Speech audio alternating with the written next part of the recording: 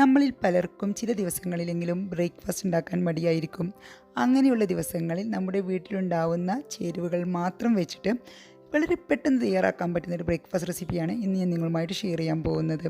COVID-19 virus പടർന്നു പിടിക്കുന്ന ഈ ഒരു സാഹചര്യത്തിൽ നമ്മുടെ ഇമ്മ്യൂണിറ്റി ബൂസ്റ്റ് ചെയ്യുന്ന ഒരു റെസിപ്പിയും കൂടിയാണിത്. അപ്പോൾ ഇത് തയ്യാറാക്കുന്നത് എങ്ങനെയെന്ന് നമുക്ക് നോക്കാം.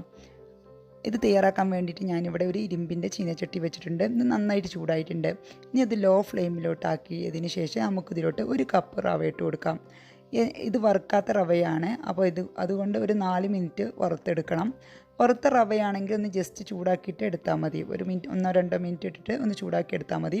അപ്പോൾ വറുത്തതിന് ശേഷം ഇത് മാറ്റിയിട്ടുണ്ട്. അതിന് ശേഷം ഞാൻ ഇതിലോട്ട് 2 ടേബിൾ സ്പൂൺ വെളിച്ചെണ്ണ ഒഴിച്ചിട്ട് ചൂടാകുന്ന സമയത്ത് 1/4 ടീസ്പൂൺ കടുക് ഇട്ടിട്ട് കടുക് നന്നായിട്ട് പൊട്ടുന്നുണ്ട് കേട്ടോ.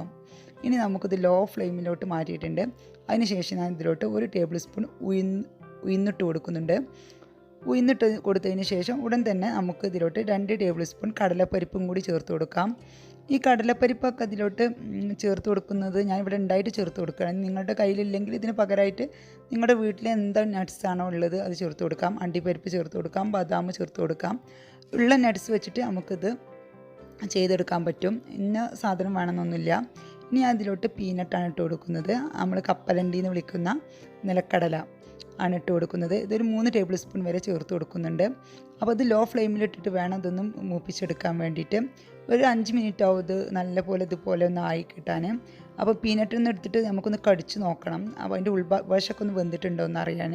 അപ്പോൾ നല്ലപോലെ ഒന്ന് വന്നതിന് ശേഷം നമുക്കിതിലോട്ട് 4 വറ്റൽമുളക് ചെറുതായിട്ട് കട്ട് ചെയ്തതും കുറച്ച് കറിവേപ്പിലയും കൂടി ഇട്ട് കൊടുക്കാം.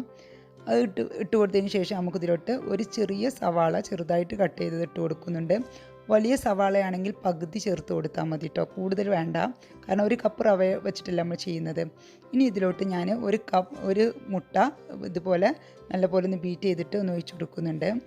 അപ്പോൾ ഇത് മുട്ട ചേർത്ത് കൊടുക്കുമ്പോൾ നമ്മുടെ ഈ ഒരു ഉപ്പുമാവിന് നല്ലൊരു ടേസ്റ്റാണ്. ഉപ്പുമാവ് തന്നെയാണ് ഇത്, പക്ഷേ നമ്മൾ സാധാരണ ഉപ്പുമാവ് ഉണ്ടാക്കുന്ന രീതിയിലല്ല അത് ചെയ്യുന്നതെന്ന് മാത്രം. ഇനി ഞാൻ ഇതിലോട്ട് ആവശ്യത്തിനുള്ള ഉപ്പും കൂടി ചേർത്ത് കൊടുത്തിട്ട് നല്ലപോലെ ഒന്ന് ഇളക്കി കൊടുക്കുന്നുണ്ട്.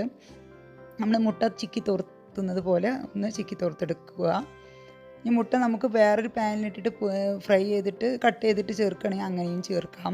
പക്ഷെ അതിൻ്റെ ഒന്നും ആവശ്യമില്ല, ഇതിൽ തന്നെ ഇട്ടിട്ട് ഒന്ന് ചേർക്കുന്നതാണ് നല്ലത്.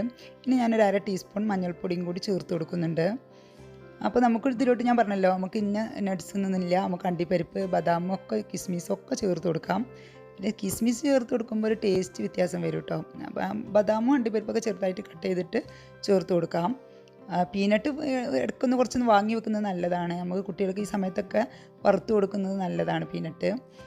അപ്പോൾ ഇനി നമുക്ക് ഇതിലോട്ട് 1 കപ്പ് വെള്ളവും 1/2 കപ്പ് പാലും കൂടി ഞാനൊരു അടുപ്പത്ത് തിളപ്പിക്കാനായിട്ട് വെച്ചിരുന്നു. തിളച്ചതിന് ശേഷം ഇതിലോട്ട് ഒഴിച്ചു കൊടുക്കുക.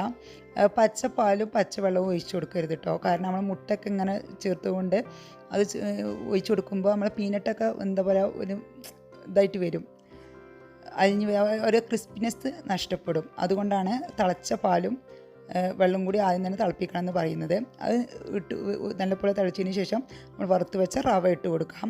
അതിന് ശേഷം നല്ലപോലെ ഒന്ന് ഇളക്കി കൊടുക്കാം. ലോ ഫ്ലെയിമിൽ വെച്ചിട്ട് വേണം റവ ചേർത്ത് കൊടുക്കാൻ, അല്ലെങ്കിൽ റവ ഒരു വേവാത്ത പോലെ ഉണ്ടാവും. അപ്പോൾ നമ്മുടെ ഈ ചട്ടിയുടെ ചൂട് തന്നെ ഉണ്ടാവും. കാരണം ഇത് പെട്ടെന്ന് തന്നെ ഇതായിക്കോട്ടെ. കാരണം നമ്മൾ 1.5 കപ്പ് വെള്ളമല്ലേ ചേർത്ത് കൊടുക്കുന്നുള്ളൂ. 1 കപ്പ് വെള്ളവും 1/2 കപ്പ് പാലും, അങ്ങനെ 1.5 കപ്പാണ് ചേർത്ത് കൊടുത്തത്. അത് തിളപ്പിച്ചിട്ട് മാത്രം ഒഴിക്കുക, അത് ശ്രദ്ധിക്കണം കേട്ടോ. അത് മാത്രം ഒന്ന് ശ്രദ്ധിച്ചാൽ മതി. അപ്പോൾ നല്ല ടേസ്റ്റി ആയിട്ടുള്ളൊരു ഉപ്പുമാവാണ്, നല്ല ഹെൽത്തി ആയിട്ടുള്ള ഉപ്പുമാവാണെന്നും പറയാം.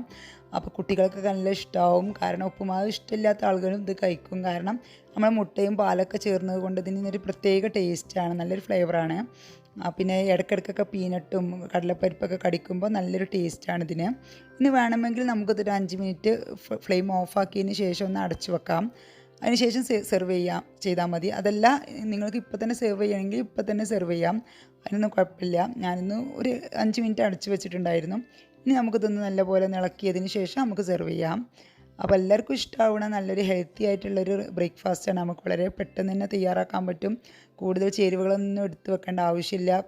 നമ്മൾ സാധാരണ ഉപ്പുമാവ് ഉണ്ടാക്കുമ്പോൾ ഞാൻ ക്യാരറ്റും ബീൻസൊക്കെ ചേർക്കാറുണ്ട്. അതൊക്കെ ആകുമ്പോൾ അതൊക്കെ കട്ട് ചെയ്യുന്ന ഒരു ടൈമും കൂടി നമുക്ക് വേണ്ടി വരും. ഇതൊന്നും ആവശ്യമില്ല, വളരെ പെട്ടെന്ന് തന്നെ തയ്യാറാക്കാൻ പറ്റും, അതിലേറെ ടേസ്റ്റും ഉണ്ട്. അപ്പോൾ ഞാനൊന്ന് പരീക്ഷണം നടത്തിയതായിരുന്നു ഇതിനു മുമ്പ്. അപ്പോൾ എല്ലാവർക്കും ഇഷ്ടമായപ്പോൾ ഒന്ന് നിങ്ങളുമായിട്ട് ഷെയർ ചെയ്യാമെന്ന് വെച്ചു. അപ്പോൾ ഈ ഒരു സമയത്ത് വൈകുന്നേരം ചായക്കോ രാവിലെ ബ്രേക്ക്ഫാസ്റ്റിനൊക്കെ തയ്യാറാക്കാൻ പറ്റുന്ന നല്ലൊരു അടിപൊളി റെസിപ്പിയാണ്. എല്ലാവരും തയ്യാറാക്കി നോക്കിയിട്ട് ഫീഡ്ബാക്കൊക്കെ അറിയിക്കുക. ഇഷ്ടമായ ഫ്രണ്ട്സിനും ഫാമിലിക്കൊക്കെ ഒന്ന് ഷെയർ ചെയ്യുക.